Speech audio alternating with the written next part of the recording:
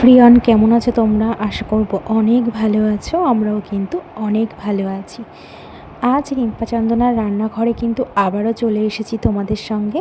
নতুন একটি দিন, নতুন একটি রেসিপি নিয়ে কিন্তু আবারও হাজির হয়েছি।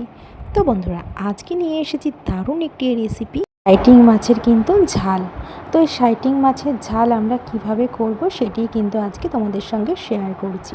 তো এইভাবে একবার রান্না করে খেয়ে দেখুন বন্ধুরা, দুর্দান্ত লাগবে এই শাইটিং মাছের ঝাল খেতে। চলো বন্ধুরা, আজকের রেসিপিটা তোমরা একদম স্কিপ করো না, পুরোটা দেখার জন্য অনুরোধ রইল। আর যারা আমার চ্যানেলটাকে এখনও সাবস্ক্রাইব করনি তারা কিন্তু চ্যানেলটাকে সাবস্ক্রাইব করে কিন্তু অবশ্যই পাশে থেকো। তাহলে চলো ভিডিওটা শুরু করা যাক। তো অনেক কথা বলে ফেলেছি, তো ফার্স্টেই বলছি, বাজার থেকে কিন্তু বেশ টাটকা আমরা মাছ নিয়ে এসেছি। যেহেতু বাজার থেকে আমরা কেটে খুব একটা আনি না, বাড়িতেই কাটা হয়।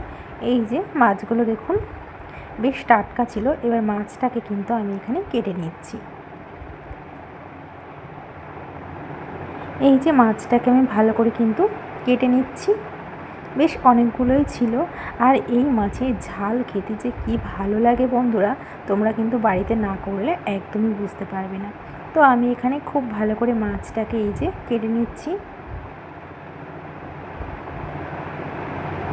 আর এই মাছে না আঁশ আছে, দেখলে মনে হচ্ছে যে আঁশটা নেই, কিন্তু আঁশটা আছে।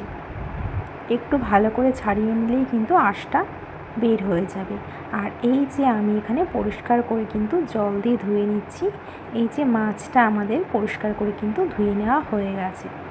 এবার কিন্তু আমি কড়াইতে কিন্তু সর্ষের তেল দেব। তেলটিকে কিন্তু ভালো করে গরম করে আমি মাছগুলিকে কিন্তু ভেজে নেব।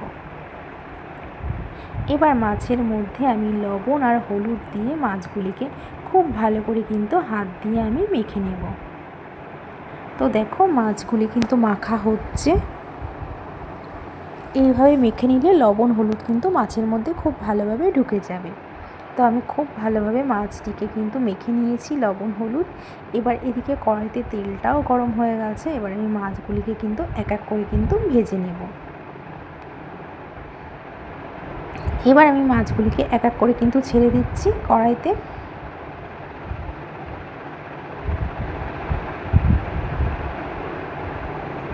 তো দেখো, কড়াইতে আমি মাছগুলিকে এক এক করে দিয়ে দিয়েছি। এক পিঠ হয়ে গেলে কিন্তু আর এক পিঠ উল্টে দিতে হবে। একটু ঢেকে দিয়েছিলাম। তো এক পিঠ ভাজা হয়ে গেছে। এবার মাছগুলিকে আমি এক এক করে উল্টে দিয়েছিলাম। তো দেখো, এইভাবেই আমি সবকটি মাছকে কিন্তু ভেজে নিয়েছি। এবার ওই মাছ ভাজার তেলে আমি আরেকটু তেল দিয়েছি। তেলটা দিয়ে এবার আমি এর মধ্যে কিন্তু অ্যাড করব ওটা জিরে, তেজপাতা ফোড়নে দিয়ে দেব। এবার ফোড়নটাকে একটু ভালো করে নাড়াচাড়া করে আমি এখানে পেঁয়াজ কেটেছিলাম, ঝিরি করে পেঁয়াজ কেটেছিলাম। তো পেঁয়াজটাকে আমি দিয়ে দিয়েছি ফোড়নের মধ্যে। এবার খুব ভালো করে কিন্তু পেঁয়াজটাকে আমি ভেজে নেব। তো দেখো, পেঁয়াজটাকে কিন্তু আমি বেশ ভালো করেই ভেজে নিচ্ছি লাল করে। এবার আমি এর মধ্যে অ্যাড করব 2 চামচ মতন টমেটো বাটা। এবার খুব ভালো করে কিন্তু মিশিয়ে নিতে হবে পেঁয়াজের সঙ্গে টমেটোকে। তো পেঁয়াজের সঙ্গে টমেটোকে খুব ভালো করে আমি কষিয়ে নেব। তো দেখো, খুব ভালো করে কিন্তু আমি টমেটোর সঙ্গে মিশিয়ে নিচ্ছি।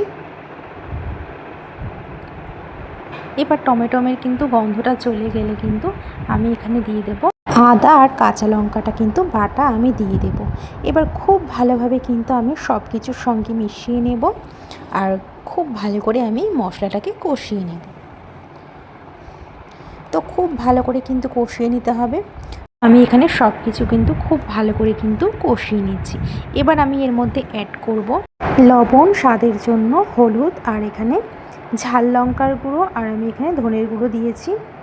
এবার দিয়ে খুব ভালোভাবে কিন্তু মশলাটাকে কিন্তু আমি মিশিয়ে নেব।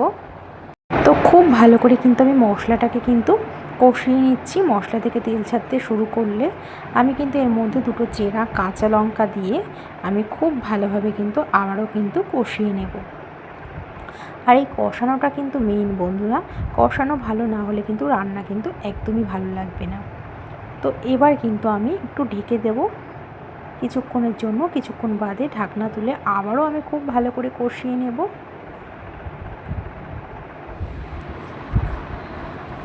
দেখুন কত সুন্দর একটি কালারও চলে এসেছে।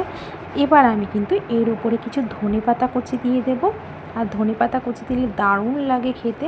ধনেপাতা কুচি দিয়ে আবারও খুব ভালোভাবে কিন্তু আমি মিশিয়ে নাড়াচাড়া করে নেব। খুব সুন্দর একটি কিন্তু কালার চলে এসেছে। এবার আমি এর মধ্যে একটু পরিমাণ মতন জল দিয়ে দেব। খুব বেশি কিন্তু জল দিইনি, আমি এখানে অল্প পরিমাণই জল দিয়েছি। জল দিয়ে খুব ভালোভাবে একটু নাড়াচাড়া করে নেব।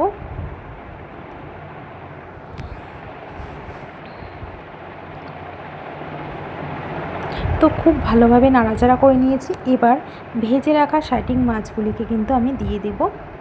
তো এই যে মাছগুলিকে আমি দিয়ে দেব, ওপর থেকে এই মাছগুলিকে কিন্তু দিয়ে দেব।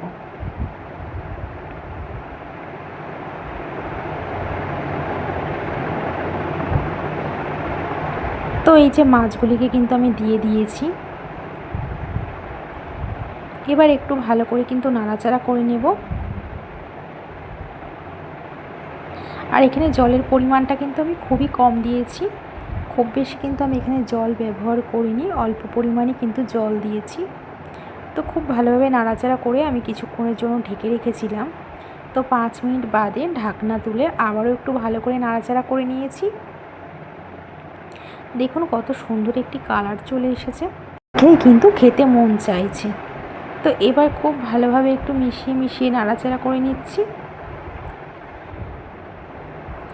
ভালোভাবে নাড়াচাড়া করে নেওয়ার পর আমি এখানে গরম মশলা গুঁড়ো হামানদিস্তাতে থেতে করে রাখা দিয়ে দেবো। এলাচ, লবঙ্গ, দারচিনি থেতে করে রাখা আমি দিয়ে দেব। দিয়ে খুব ভালোভাবে নাড়াচাড়া করে নেব। তো এবার 2 মিনিটের জন্য একটু ঢেকে দিয়ে রেখে দেব। 2 মিনিট বাদে ঢাকনা তুলে আমি কিন্তু এই যে নামিয়ে ফেলেছি। আমাদের তৈরি হয়ে গেছে কিন্তু আজকে আমাদের শাইটিং মাছের কিন্তু ঝাল। দুর্দান্ত লাগে গরম ভাতে এরকম শাইটিং মাছের ঝাল খেতে। আমার তো খেতে খুব ভালো লাগে, একবার নয় বারবার খেতে কিন্তু ইচ্ছা করে। বন্ধুরা, কেমন লাগলো আজকে আমাদের এই শাইটিং মাছের রেসিপিটা? আজকের রেসিপিটা যদি তোমাদের ভালো লেগে থাকে তাহলে কিন্তু অবশ্যই একটি কমেন্ট করে জানিও যে তোমাদের কেমন লেগেছে। তো বন্ধুরা, আজ এই পর্যন্তই। আবার দেখা হবে নেক্সট ভিডিওতে। ততক্ষণ তোমরা সুস্থ থেকো, ভালো থেকো।